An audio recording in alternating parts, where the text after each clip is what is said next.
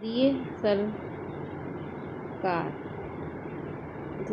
जरा सोच कर बताइए, क्या आपके विद्यालय, गांव, शहर या देश की शासन व्यवस्था में हम सभी भागीदार बन सकते हैं? क्या यह मुमकिन है? हाँ, यदि छोटा समूह हो तो शायद यह संभव है कि सारे लोग उसमें बराबरी से हिस्सेदारी कर सकें और ज़रूरी निर्णय लेने व उन्हें लागू करने में बराबर की भूमिका निभाएं। यदि बात हमारे देश की हो या फिर गांव की भी हो तो ऐसा संभव नहीं है। तो यहाँ ये बताया गया है कि देश का प्रत्येक नागरिक प्रत्यक्ष ढंग से शासन में हिस्सा नहीं ले सकता है। उसके लिए नागरिक के द्वारा एक प्रतिनिधि चुन करके संसद भवन में भेजा जाता है। देश को बहुत सारे क्षेत्र में बांटा जाता है और हर एक क्षेत्र का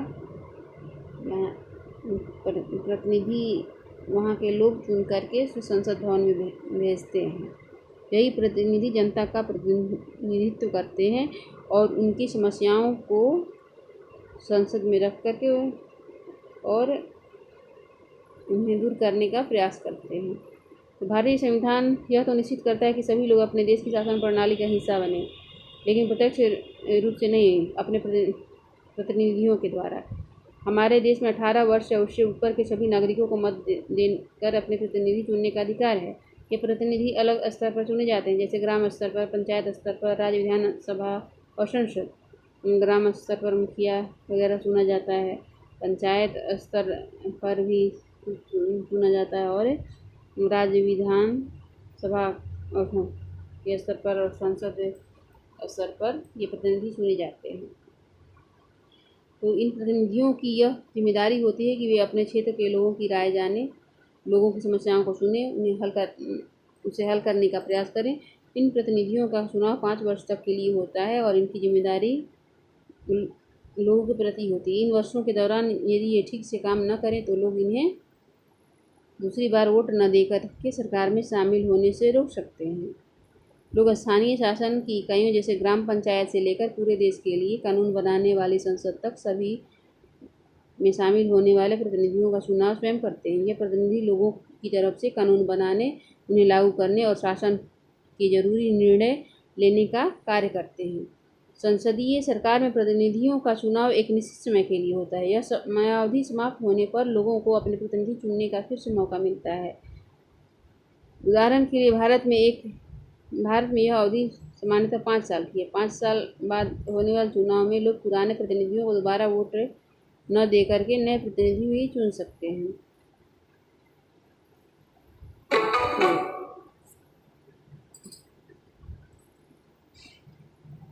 यहाँ पर दिया हुआ प्रतिनिधि का अर्थ होता है लोगों के द्वारा किसी क्षेत्र से चुना गया व्यक्ति। तो राज्य विधान के लिए चुने गए व्यक्ति को थानेदार तो नहीं कहेंगे, तो अ होगा इसका उत्तर।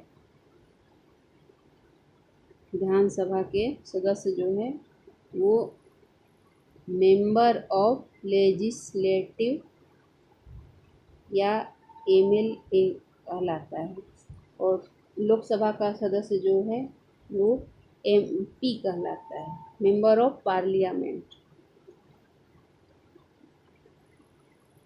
संसदीय सरकार में आम लोगों की भागीदारी किस तरह से होती है? तो संसदीय सरकार में आम लोगों की भागीदारी अप्रत्यक्ष ढंग से होती है। संसदीय सरकार में आम लोगों के प्रतिनिधि आम लोगों के द्वारा चुने गए प्रतिनिधि जनता का प्रतिनिधित्व करते हैं। प्रतिनिधियों को आम लोगों के साथ सीधा संपर्क रखना क्यों ज़रूरी होता है? तो प्रतिनिधियों को आम लोगों के साथ सीधा संपर्क इसलिए रखना ज़रूरी होता है क्योंकि यदि वे संपर्क में रहेंगे जनता के, तभी उनकी समस्याओं को जानेंगे और उसे दूर करेंगे। प्रतिनिधियों का चुनाव निश्चित समय के लिए क्यों किया जाता है? यदि प्रतिनिधियों का चुनाव निश्चित समय के लिए नहीं किया जाएगा तो प्रतिनिधि संभव है कि वो निरंकुश हो जाएगा। क्या आम लोगों की भागीदारी प्रतिनिधियों को चुनाव तक ही सीमित होती है? तो नहीं, आम लोगों की भागीदारी जो है प्रतिनिधियों के चुनाव तक नहीं सीमित होती है। उसे अच्छे बुरे का ज्ञान होना चाहिए, क्या चीज़ उसके हित में है, क्या उसके हित में नहीं है, और इस बात को ध्यान में रख कर के वह प्रतिनिधि का चुनाव करे और उसे अपने क्षेत्र के विकास करवा सके। यदि प्रतिनिधि उसकी बात को नहीं सुनता है तो अगली बार चुनाव में उसे अपना वोट न देकर किसी नए प्रतिनिधि को चुनेगा जो उसके समस्याओं को दूर करेगा। प्रतिनिधि चुनाव क्यों ज़रूरी है? तो यहाँ पर ऊपर हम लोग पढ़े हैं कि सभी लोग प्रत्यक्ष रूप से शासन भागीदार नहीं बन सकते, इसलिए सभी लोग मिलकर के एक प्रतिनिधि चुनते हैं। तो संसद का गठन, संसद के 3 अंग है, ये इम्पोर्टेंट है। संसद के 3 अंग हैं, राष्ट्रपति, लोकसभा, राज्यसभा। ये तीनों को मिला करके संसद बनता है, राष्ट्रपति, लोकसभा और राज्यसभा। लोकसभा भारतीय संसद के 2 सदन हैं। भारतीय संसद के 2 सदन हैं, लोकसभा और राज्यसभा। संसद के निचले सदन को लोकसभा कहते हैं। संसद के निचले सदन को क्या कहते हैं? लोकसभा कहते हैं। नाम के अनुसार यहाँ बैठने वाले प्रतिनिधियों यानी लोकसभा सांसदों का चुनाव सीधे लोगों के द्वारा होता है। ग्राम पंचायत व राज्य विधानसभा की तरह लोकसभा के लिए भी हर 5 साल में चुनाव कराए जाते हैं। लोकसभा चुनाव के लिए पूरे देश को लगभग समान जनसंख्या वाले निर्वाचन क्षेत्र में बांट दिया जाता है। पूरे देश को जो है वो निर्वाचन क्षेत्र में बांट दिया जाता है। प्रत्येक निर्वाचन क्षेत्र से एक प्रतिनिधि चुना जाता है। चुनाव लड़ने वाले उम्मीदवार आमतौर पर विभिन्न राजनीतिक दलों के सदस्य होते हैं, लेकिन इसमें कुछ निर्दलीय उम्मीदवार भी चुनाव लड़ सकते हैं। इस समय लोकसभा में 543 निर्वाचन क्षेत्र है। लोकसभा के लिए एंग्लो इंडियन समुदाय के 2 सदस्य भी मनोनीत किए जाते हैं। तो भारतीय संसद के 3 अंग हैं, राष्ट्रपति, लोकसभा और राज्यसभा। ये तीनों मिलकर के ही संसद बनाते हैं। तो लोकसभा में अभी 543 निर्वाचन क्षेत्र हैं और 2 सदस्य जो है एंग्लो इंडियन को चुना जाता है।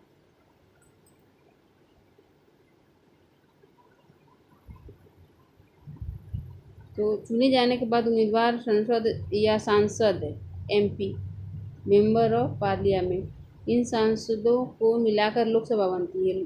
लोकसभा के सदस्य अपने में से एक अध्यक्ष और एक उपाध्यक्ष चुनते हैं। राज्यसभा, भारतीय संसद के उच्च सदन को राज्यसभा कहते हैं। लोकसभा को निम्न सदन कहते हैं और राज्यसभा को उच्च सदन कहते हैं। राज्यसभा मुख्य रूप से देश के राज्यों के प्रतिनिधि की तरह कार्य करती है। राज्यसभा के सदस्यों का निर्वाचन अप्रत्यक्ष रूप से होता है। राज्यसभा में 238 निर्वाचित और 12 मनोनीत सदस्य होते हैं। इसमें 238 जो है वो निर्वाचित और 12 मनोनीत सदस्य होते हैं। राज्य के लोग ही विधानसभा के सदस्यों को चुनते हैं। फिर विधान के निर्वाचित सदस्य जो है विधानसभा के निर्वाचित सदस्य राज्यसभा के सदस्यों को चुनते हैं। प्रत्येक 2 साल के बाद राज्यसभा के 1/3 सदस्यों का निर्वाचन किया जाता है। इस तरह से राज्यसभा का भी भंग नहीं होता है। राज्यसभा के प्रत्येक सदस्य का कार्यकाल 6 वर्ष का होता है। लोकसभा के सदस्यों का कार्यकाल 5 वर्ष होता है, लेकिन राज्यसभा का जो कार्यकाल होता है 6 वर्ष होता है। और प्रत्येक 2 वर्ष के बाद जो है सदस्यों का चुनाव होता है। 1/3 सदस्यों का निर्वाचन किया जाता है। राष्ट्रपति, संसद का तीसरा अंग राष्ट्रपति है। भारत के संविधान में राष्ट्रपति औपचारिक रूप से अपनी शक्तियों का प्रयोग प्रधानमंत्री के नेतृत्व में बनी मंत्रिपरिषद के माध्यम से करता है। सरकार का गठन, लोकसभा चुनाव के बाद चुने गए संसद सदस्यों की सूची तैयार की जाती है। जिस राजनीतिक दल को बहुमत के लिए आधे से अधिक सीटें प्राप्त होती हैं उस नेता को राष्ट्रपति सरकार बनाने के लिए आमंत्रित करता है। लोकसभा में बहुमत दल का जो नेता होता है उसे ही राष्ट्रपति सरकार बनाने के लिए आमंत्रित करता है। भारत में किसी भी दल को सरकार बनाने के लिए 543 में से 272 सीटों की आवश्यकता होती है। यदि किसी एक दल को बहुमत से जरूरी 272 सीटें न मिल पाएँ तो एक से अधिक दल मिलकर सरकार बना सकते हैं। इसे गठबंधन सरकार कहते हैं। सन 1984 में 8वीं लोकसभा चुनाव के नतीजे की तालिका यहाँ दी हुई है। तो ये यहाँ पे दिया हुआ है। इस तालिका को पढ़कर निम्न प्रश्नों का उत्तर दीजिए। 8वीं लोकसभा में किस राजनीतिक दल को सबसे अधिक सीटें प्राप्त हुई?